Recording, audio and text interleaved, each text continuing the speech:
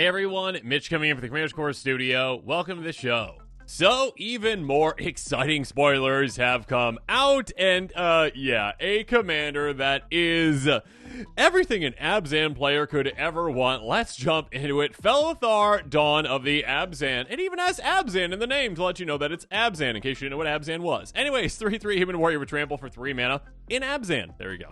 Whenever Felithar enters or attacks, you may sacrifice a non-land permanent. When you do, put a counter on each creature you control. Now, this is a very simple but very effective commander. This is one that I can definitely just see doing some crazy things, including probably some combos as well. I mean, this is a commander that again says, hey, you know what? Sacrifice things. Okay, that seems very Abzan, right? Like, yeah, okay, get some additional value by sacrificing them. And yeah, go wide with counters. What could go wrong? Nothing at all, because you're going to be doing some crazy things. There's certain commanders out there, certain cards that work with commanders out there like this one where it's like, hey, when I get a counter on me, make a creature. Something like that. You're also in, white and black, so you've got access to not only blink effects, but also feign death type effects. Effects that are like, hey, if you're gonna die, come right back. So you can use a lot of creature fodder. You can, again, utilize those counters to make creatures even, and I'm sure there's some weird shenanigans with, like, blinking infinitely and that kind of stuff as well. I'm sure that is going to be an avenue for some players out there, absolutely. I mean, you've got certain cards out there that can, blink this repeatedly again and again and again. But yeah, it seems like a very exciting commander. One that, again, you can utilize a lot of different kinds of cool synergies with, because on ETB or attack, the attack is nice, and obviously you'll build up that over time. But yeah, I mean, you could also just use and abuse the ETB. Again, you are in white. You've got access to a lot of repeat blink effects and a lot of just regular blink effects. And all of a sudden, whenever you need to, just do so. Sacrifice a non-land permanent that might even give you extra value, like Aristocrat style, or just something itself that gives you value when it dies. Force the issue, and then, yeah, go wide with those counters. Utilize proliferate effects as well to get even more counters on things. Of course, if I don't mention, like, doubling season or things like that, I get yelled at in the comments below. But yes, doubling season, of course, would be good with this because, again, counters, double them up. And, of course, like I talked about earlier, certain things out there, they're like, hey, when I get a counter, I make a 4/4 or a 1/1 or whatever, essentially.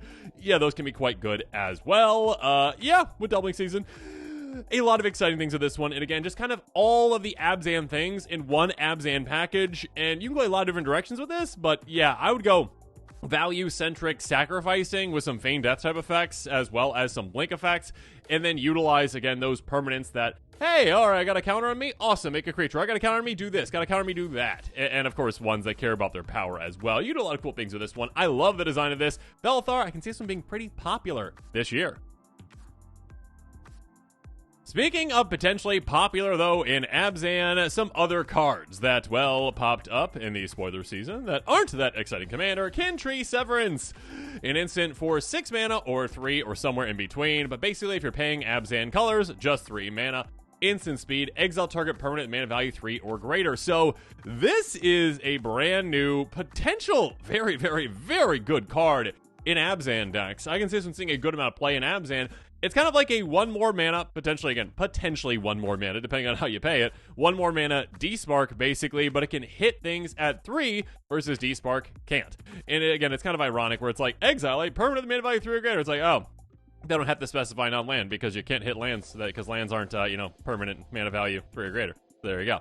That being said, yeah, being able to get rid of, again, most things in the game that are problematic, that you're like, oh gosh, I gotta get rid of that, are typically medium to higher amount of, mana value, essentially. And whereas D-Spark, again, is an amazing card, sees so much play, that is a great card, it can still miss certain things like Rhystic Study, etc., etc. This one can hit those too. So yeah, again, a great instant speed, flexible card, again, that, yeah, you might end up paying more for it. Sometimes you don't have the exact pips for it, but it might be worth it, again, just for that flexibility. Moving on. Humbling Elder, a 1/2 human monk with flash that costs a single blue mana. When enters, our creature and opponent controls gets -2/-0 until end of turn. Probably more of a limited card, and yeah, I mean, I guess maybe if you got like a flash tribal deck, then sure, but if not, no. Moving on. Thunder of Unity. This is a 3 mana saga in Mardu. You draw 2 cards, you lose 2 life. Again, at 3 mana, that's kind of what you expect for the most part when it comes to that. Yeah, there's like Sign in Blood, but that's obviously a different animal. Typically, when it comes to like, all right, draw 2, lose 2, you're usually paying 3, and you just get like another benefit with that as well. That being said, this other benefit is pretty sweet. Second and third lore counters are the same. Whenever a creature control enters this turn, each opponent loses 1 life, you gain 1 life. So basically like an Impact Tremors Plus in a way, because it is, well, okay, it's not damage, so you can't like double up damage, but there are life loss double things too. But being able to essentially gain life on top of that, that can really help certain strategies out there. Of course, life gain, yeah. But being able to, again, get that for 2 turns, you can do some really crazy things with this. I think it's a pretty solid card for the right deck. Again, like a go-wide strategy. Utilize this as some card advantage that just also happens to potentially even win you the game at some points. Then we've got this. Oh, goodness. Okay, here we go. And maybe I'm completely wrong on it, but Jeskai Revelation. When I saw that Revelations are like, oh, awesome, yeah. They're like, oh, wait. Oh, okay. Instant for 7 mana in Jeskai. Return target spell or permanent to its owner's hand. Jeskai Revelation deals 4 damage to any target. Create 2 1/1 white monk creature tokens with prowess. Draw 2 cards. You gain 4 life. It does a lot of things. None of them all that well, I would say. No offense to this card, but it seems like one of those cards that's like, okay, I understand because you like packed in, what, like 5 things into the card, that it's got to cost a decent amount, but is that really worth it? Like, are you going to hold up 7 mana? Like, are you going to be like, all right, 7 mana, everyone look out, here we go. All right, that player just cast an amazing spell. All right, I bounce it back to your hand. All right, I lightning bolt +1, your face, or a creature, cool. I make 2 1/1s, and they've got prowess. Awesome, good for me. I draw 2 cards, and of course, on top of that, the cherry on top of all this, I gain 4 life. And your opponents are like, you just spent 7 mana to do that. And you're like, yeah, it's cool, it's good. I mean, again, I could be wrong on this, and of course, like, there are certain decks out there, like, ones that are like, hey, you know what? If you reduce the cost of this, yeah, I mean, if you've got, like, a cost-reducing commander, you go down to essentially, like, just 3 mana, that is absurd. Obviously, that's so much value. That being said, 7 mana, you usually want like a game-ending kind of card, and this is more so like, all right, I do a bunch of probably miscellaneous random things, because I'm just like, oh, okay, I've got all this mana that I held up, and before my turn, I want to make sure I cast this, but there's not really like a good spell that anyone casts, so I guess I'll bounce that permanent. I would like to take out that creature over there, but it's too big, so I'll take out the smaller creature. Sure, I get 2 1/1 monks, cool, good for me. 2 cards, that's, at least it's replacing itself +1, but still I spent 7 mana to do that. And of course, again, gain 4 life. It just seems like, not a lot of nothing, but like, not good enough, again, for the vast majority of decks out there, where again, you have like a Haymaker usually at 7 mana. Again, it's a mythic, it's like, oh my gosh! And it's like, oh, maybe not. Hopefully the other Revelations are better, but we shall see. So yeah, I'm just a bit disappointed in this one. And like I've mentioned on a few of these episodes, yeah, it's been a pretty hectic spoiler season for me, so I've been able to get through all of the cards so far that have been spoiled. So if you're like me and you haven't seen some of these that have been spoiled recently, but not today exactly, stick with me. Here we go. Let's go. Bloomvine, Region, a 4/5 dragon for 5 mana. It's got Omen for, you know, it's like, I always keep wanting to say Adventure, but it's like, it's an Omen. Cool, okay, it's different. For 3 mana, search life to 2 basic forest cards, reveal them, put 1 on the battlefield, tap the other into your hand, then shuffle. Quite good. Flying, whenever this creature or another dragon control enters, you gain 3 life. This seems like a shoo-in for basically any dragon deck out there. I guess not every single dragon deck, but it's a very solid card. It is basically Cultivate in a way.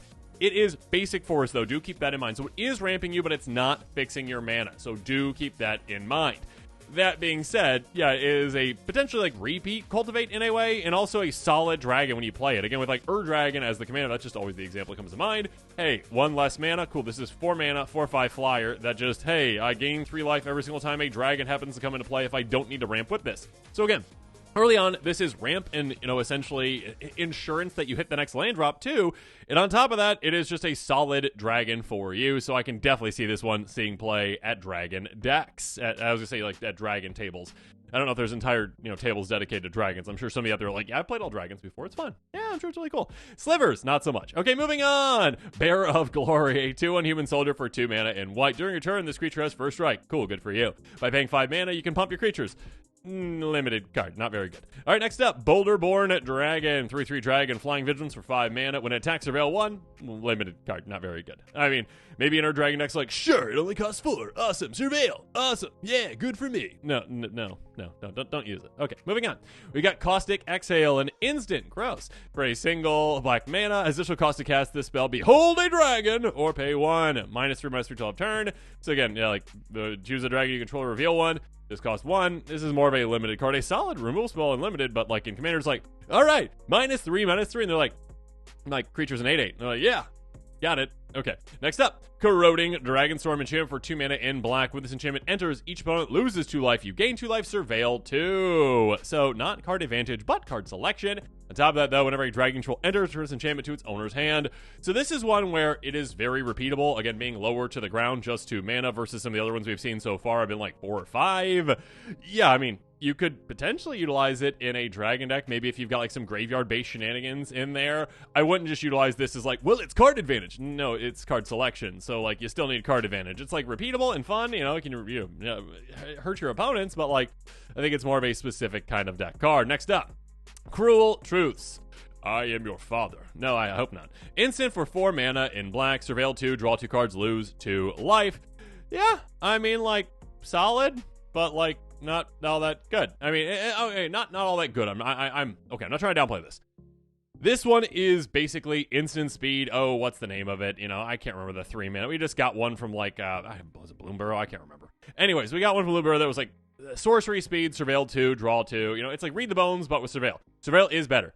I mean, maybe I'm underselling this one, but like 1 extra mana to go instant speed, is it worth it? It depends on the deck, I do think. Typically, I would say like, yeah, you always want to go instant speed, but like you're still only going up 2 cards technically for 4 mana, and usually you want like, if you can, 3. Like, so surveil 2, if your deck really cares about getting things in the graveyard, absolutely. I mean, try it out. Again, instant speed is better than sorcery speed, but like that 1 extra mana, I don't know. Like, I might rather just have the sorcery speed, you know, 4 mana, 3 life, draw 3 cards. I'd probably rather have that than this, but again, I have been wrong in the past before, and I've been like, wait, actually, this card's really cool. Moving on, we got Dalkovan Pack Beast, a 0/4 Ox with Vigilance for 3 mana, mobilize 3.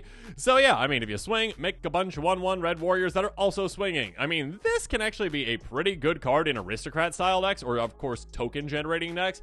If you've got like a token doubler out there, or Ojertok, the token tripler, yeah, all of a sudden you're like, okay, I swing with my ox, and they're like, an ox, who cares? And all of a sudden you've got like 9 1/1 swinging as well. They're like, oh my gosh, that ox just brought all of these friends. Those ox must be really cool. But yeah, being able to essentially, again, you don't get to keep those, 1/1s unless you actually, have the token doublers out there that make separate ones that don't have the sacrifice effect, essentially. That being said, even sometimes it can be a good thing to sacrifice them. Again, like an aristocrat style strategy, you're like, okay, 3 mana, I've got 1 creature here, I swing, I'm making 3 other creatures, that's awesome, good for me, and I have to sacrifice them, which is great, so I can essentially get, again, my aristocrat style benefits, blood artists, etc, etc, etc. So yeah, this one actually, I think, can see a decent amount of play depending on the deck. 3, I mean, like, usually, like, when it comes to, like, creature fodder, you're like, all right, like, lower to the ground is better. 3's not too much, so, yeah, being able to, have this as an attacker and a blocker that just keeps making more and more and more 1/1s throughout the game, that can be quite nice. Next up, Descendant of Storms, a 2/1 human soldier for 1 mana in white. Wizards these days is like, it's a 2/1, it has to cost 1. Alright, whenever this creature attacks, you may pay 1 in a white. If you do, it endures 1, which means you get a counter on it or make a 1/1 white spirit creature token. So, cool. I mean, I think this is probably more of a limited card, really. Like, if you're like, okay, all the tiny little 2/1s for 1 mana, cool, do that. If not, no. Moving on. Devoted Duelist.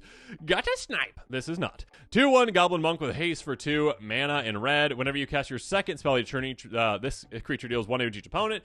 I mean, Gutter Snipe is obviously in a Spellslinger deck just strictly better, being every single time you're casting an instant sorcery, you're picking your opponents. The difference obviously is, well, this one is a hasty little goblin. It's lower to the ground. You can swing right away with it, which is quite nice. It's also a monk, which I guess is a relevant creature type for the Archimandrate, if that's how you say that name. That being said, I mean, it also counts any spells you're casting, so do keep that in mind. That being said, obviously, it is limited to just 1 trigger each turn. On your opponent's turns as well, sure, but like 1 trigger each turn because it's your second spell. Whereas Gutter Snipe's like, I already do 2, and I can do a lot of damage in a turn because it's not limited. So it's a solid-ish card. I mean, I could definitely see some people trying it out in a Goblin strategy, maybe, because you can cast a lot of spells very quickly with that. Of course, like a group slug type strategy as well, or like a pinger strategy where you're just like trying to get out like 1 damage at a time because there's certain commanders that care about like small amounts of damage, essentially. So yeah, it is one that is really interesting, but it's not quite Gutter Snipe. Yeah, it's pretty cool, though. Moving on. Durgar Island Dragon. It's a weird name for it. Durgar. It sounds like I don't know. Like, I wouldn't want to visit Durgar Island. Okay. 4/4 Dragon for 6 mana in blue. Pay 2 mana in blue. Tap to 1 target creature. Draw a card. Okay, so a decent omen. Flying Ward 2. Yeah, this one's probably not going to really see play in Commander, I wouldn't think. Maybe a Dragon deck could be like, sure, like it's like a cantrip kind of. It could also like shut down a creature temporarily. But sure, it's a 4/4 flyer with Ward 2 for 6 mana. Or if you got a Dragon 5, but still, I don't see this one making the cut. Next up, Disruptive Storm Brood. A 3/3 dragon for 5 mana in green, but it's got an omen for 1 and a black. Store target creature, power 3 or less, tiny creature. Flying, when this creature enters, store up to 1 target artifact or enchantment.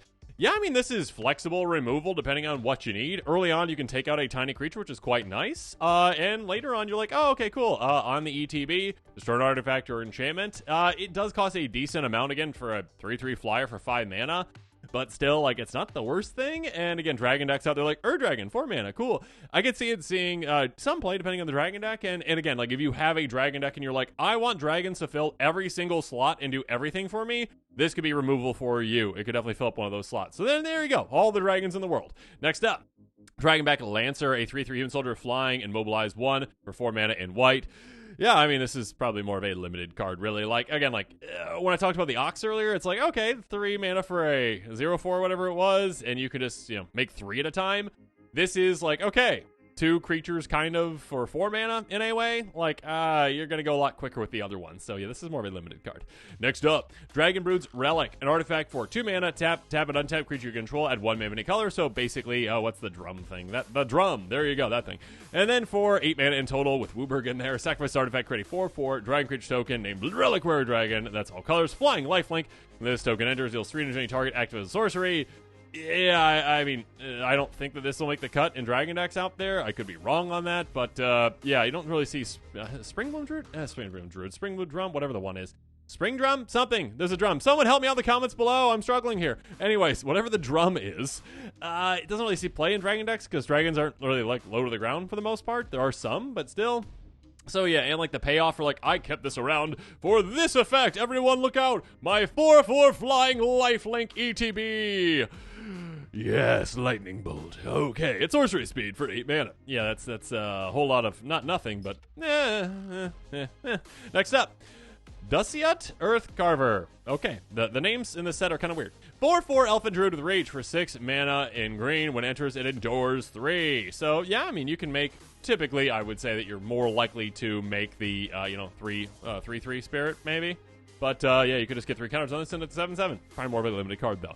Next up, though, finally, Duty Beyond Death. Instant for 2 mana in white. Just cost cast this spell, sacrifice a creature. Creature control, gain indestructible till turn. Put a counter each creature you control. This one's a very interesting one because typically, unless it's like Heroic Intervention, like Pushed, or Dawn's Truce, or whatever that one is, unless it's a really pushed card, Wizards keeps the, hey, your team's indestructible, to 3 mana. Typically, that's how they do it. Like, hey, I protect my entire team. Usually it's 3 mana plus an extra benefit like Populate or whatnot. This one is the opposite, where it's like, okay, 2 mana, it costs less, but there is a quote-unquote downside to it. You must sacrifice 1 creature to protect your team. That's usually not that big of a deal. Again, especially if someone's like, Wrath of God, and you're like, oh, all right, well, it's got to be worth me casting this to save a couple of creatures at least, typically, versus losing everything, usually. And, of course, there are certain decks out that actually want to sacrifice creatures, again, like Aristocrat-style creatures. Maybe your commander's got, like, a death trigger, etc., etc. Cool, but yeah, you can protect your entire team. And also get counters on all of them. That can be quite good. Again, for a counters build, that just might make the cut already because of that. It's a good way to protect your team. You're willing to get rid of 1 thing. And also, again, getting, like, 1 counter on everything can be absolutely massive. Again, there's ways to double up those counters. There's ways to essentially, proliferate and get even more of those counters, etc., etc. It's a very solid save spell, and I do think that this one's going to see a good amount of play. There's going to be some decks out there like, I'm not creature heavy. It's not worth me sacrificing one of my creatures because I don't have many out there, essentially. But I'd say again, like 2 mana to protect your entire team from a lot of things. Again, Indestructible is not perfect, but it's very, very good. And also get counters on things to just sacrifice 1 creature. That's going to be worth it most of the time. And with that, this episode is coming to a close. Comment below with your thoughts on it. And of course, as always, thanks again and have a good one.